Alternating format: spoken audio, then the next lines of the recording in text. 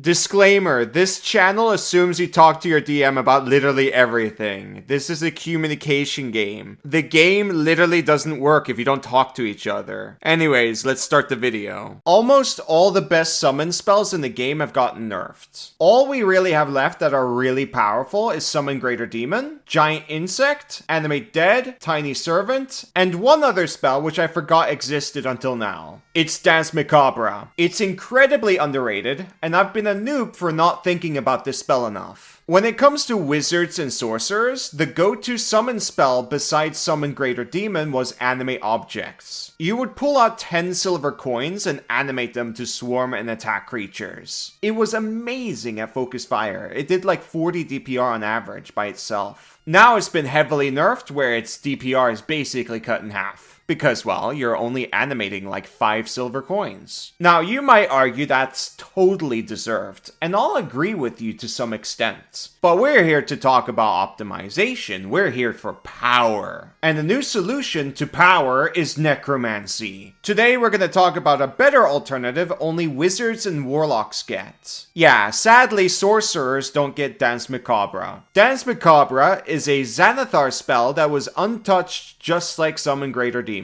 It's worth picking. Welcome to Pack Tactics, where Xanathars is my favorite book. And these are my favorite dice, which I don't own yet. We still need followers on Kickstarter. Follow now, or else I'll kill you. I'll bite you and death roll. Gator, don't threaten them. We're supposed to threaten their enemies. Guys, we're very intimidating. I'm a power gamer and Gator is an alligator.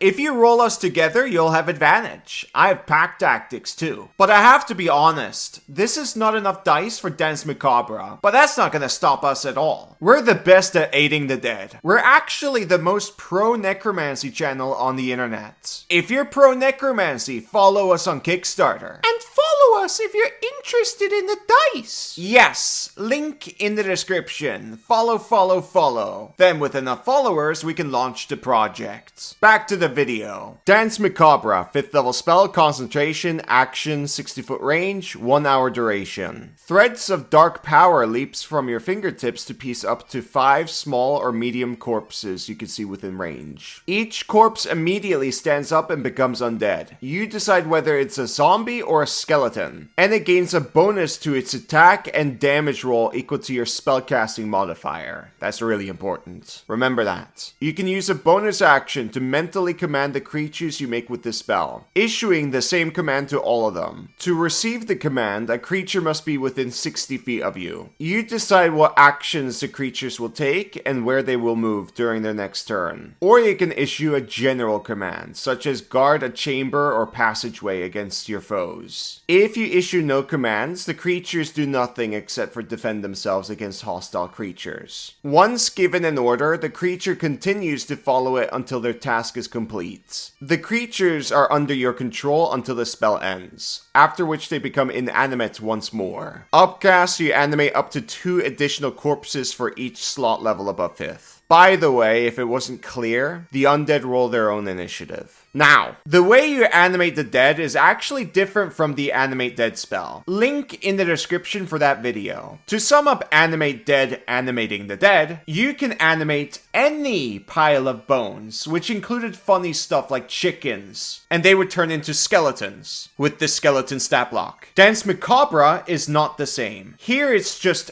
5 corpses that are medium or small. They don't need to be humanoid. They just need to be either of those 2 sizes. Oh no! It doesn't work on chickens? No chickens. Chickens are tiny. Dang! But Gator, getting medium or small corpses is very easy anyways, especially for a level 9 party. Dead animals are still the best option, like turning dead wolf corpses into skeleton archers. You just put the corpses on the party cart, you know? Oh my god, Kobold! Attack of the undead furries! You can even make zombie wolves! That's so cool! Keep in mind, they will be using the statistics of a regular zombie or skeleton. If you're worried about frowned upon necromancy, necromancy is taboo, I recommend buying small taxidermied animals to animate them. They don't need to be high quality or anything. That's an easy way to bypass frowned upon necromancy in roleplay. But in general, most people don't care about what happens to animals, kobolds, or goblins. People treat us very badly. Yeah, we barely have any rights. It really sucks. People treat us like vermin. Anyways, obviously you want to animate 5 corpses every single time to get the full power of the spell. There's multiple ways to do this. The easiest method is just to cast it out of combat and then go into the dungeon or whatever. You can have 5 skeleton archers for an hour, which is usually the best option because of range. If you have 20 intelligence, one skeleton with their short bow does 7 DPR. Because there's 5 of them, that's 35 DPR.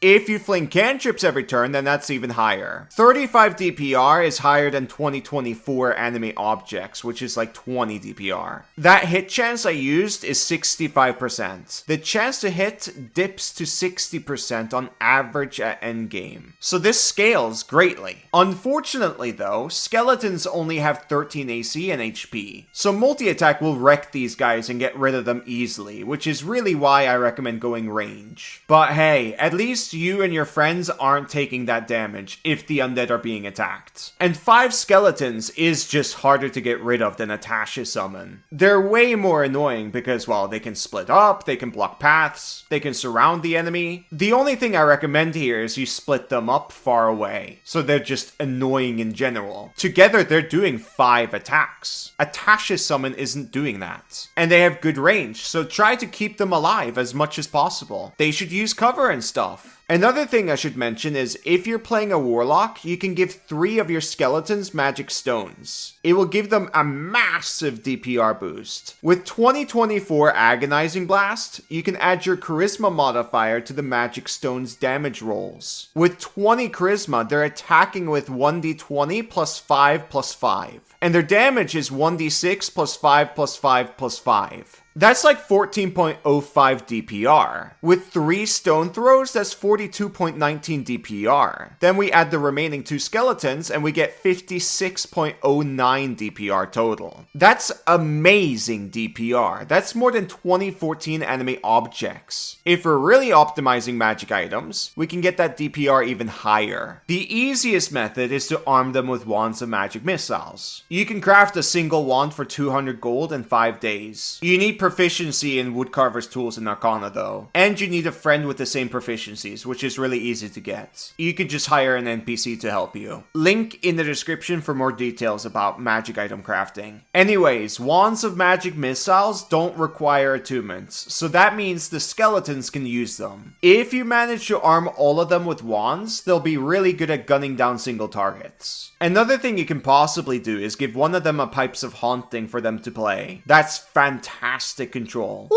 you could just give them magic weapons in general that don't require attunements. Exactly, you pimp out your dead. But keep in mind, the spell only lasts an hour, so putting armor on them will take a chunk of that time. Now that all of that is out of the way, let's talk about the problems with out-of-combat casting. This isn't so much of a problem for warlocks, especially in 2024, but it is for wizards, for they spent a 5th level spell to cast this, which could have been a Wall of Force instead. That's an automatic no-save shutdown spell. The awesome thing about anime objects is it's easy to throw 10 silver coins on the ground and animate them, when you know you need single target damage right now. With corpses, this is harder to do unless you've got like a wheelbarrow of 5 corpses in it. But Kobold! Wheelbarrows don't exist in D&D. Yeah, it's weird, but luckily for us, Tensor's floating disc does exist. You can put the corpses there, it's a good ritual spell. I should make a video on it. It's a wizard-only ritual. Warlocks can get it too with Pact of the Tome. Oh, oops. Oops! But yeah, I think we've covered everything about this spell. Kobold, is it worth upcasting?